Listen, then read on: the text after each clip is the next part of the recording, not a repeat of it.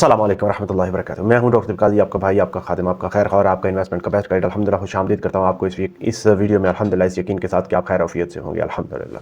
दोस्तों आज हम बात करेंगे बिल्कुल भी जज्बात की नहीं, बल्कि हम बात करेंगे आज मवाजना की, हकायक की, ट्रेंड की और रिसर्च के साथ। सबसे पहले एक बात आप जहन में ज़रूर रख लें कि सोना और चांदी एक जैसे नहीं होते, दोनों का किरदार जो है वो बहुत ही ज़्यादा मुख्तलिफ होता है। पहले हम बात करते हैं सोने की, तो सोना आपको देता है स्टेबिलिटी और तहफ़्फ़ुज़। तारीख बताती है, मैं आपको ये बताता चलूँ कि सोना महंगाई के खिलाफ हिफाजती ढाल है, बहुत ही मजबूत हिफाजती ढाल है। जब शरह सूद कम और करेंसी कमज़ोर होती है तो सोना मजबूत रहता है। सेंट्रल बैंक से मुसलसल धड़ाधड़ सोना खरीद रहे हैं, ये एतमाद की अलामत है। यानी 2026 में अगर आपको मैं ये बताता चलूँ कि आपने सरमाए की हिफाजत करनी है तो आप सरमाए की हिफाजत सोने में कर सकते हैं। आपको ये बड़े झटकों से भी बचाता है। याद रखें कि सोना एक महफूज बुनियाद आपके लिए साबित हो सकता है। अब बात करते हैं चांदी की। चांदी याद रखें कि ग्रोथ है और रफ्तार है।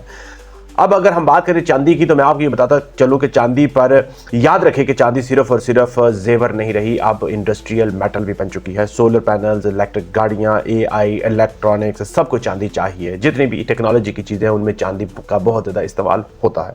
सप्लाई महदूद है, मगर याद रखें कि मांग इसकी बढ़ रही है। इसलिए तारीख में मैं आपको ये बताता चलूँ कि जब रैली आती है चांदी अक्सर सोने से तेज़ भागती है।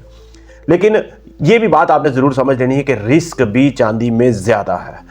चांदी में मैं आपको ये बताता चलूँ कि उतार चढ़ाव की स्पीड ज़्यादा है, उतार चढ़ाव इसमें ज़्यादा होता है। शॉर्ट टर्म में घबराहट आपको याद रखें कि आ सकती है। ये उन लोगों के लिए है जो लोग सब्र रखते हैं, वोलेटिलिटी को समझते हैं, उतार चढ़ाव को बर्दाश्त कर सकते हैं, ब्लड प्रेशर का बीमारी का मरज़ अपने साथ नहीं लगा सकते।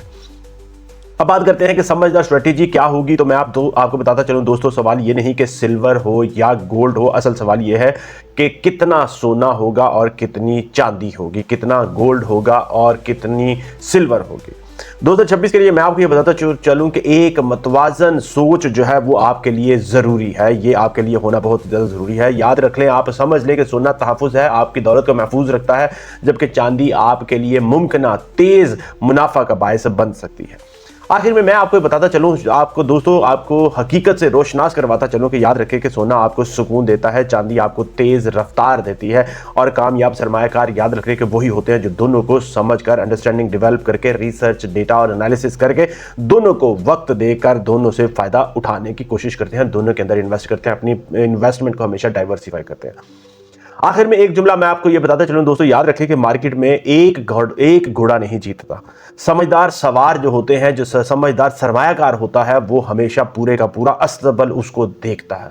इसीलिए मैं आपको यही बताता चलूं कि आपने समझ लेना है कि आपने हमेशा इन्वेस्टमेंट को डाइवर्सिफाई करना है। आप गोल्ड में भी इन्वेस्ट करें, आप सिल्वर में भी इन्वेस्ट करें, अपने जो टाइम होराइजन है उसके मुताबिक आप अपनी चीज़ों को साथ लेके चलें।